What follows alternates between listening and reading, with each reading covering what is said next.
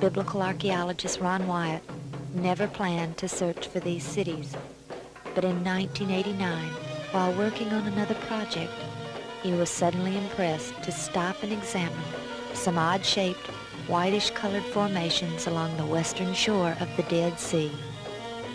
After driving past these at least 30 or 40 times in the past 12 years, this time they suddenly looked like the shapes of city walls and buildings. He and his crew closely examined these desolate areas. Taking samples of the material, they discovered that they broke right off in their hand and disintegrated into dust the consistency of talcum powder, as Greg Brewer shows us here. Now, the Bible tells us that it rained fire and brimstone upon the cities of Sodom and Gomorrah.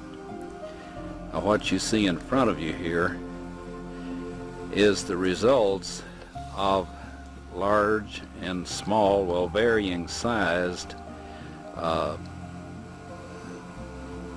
chunks of sulfur, burning sulfur that have hit. And what we find here is that God rained this burning sulfur down upon this city, and rain is a perfect description of it. It landed just in the pattern that rain would fall, and the stuff, of course, the accumulative heat of all of this upon the city set the entire thing ablaze.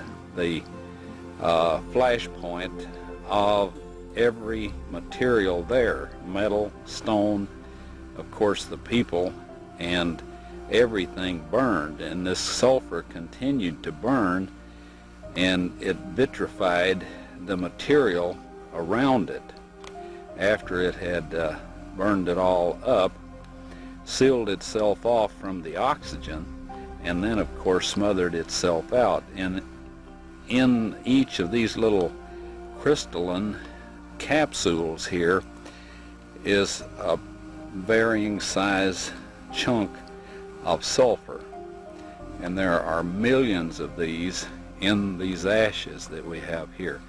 Now, some of them we have cracked open so you can see the sulfur inside, and others we have left intact, but there are millions of these here.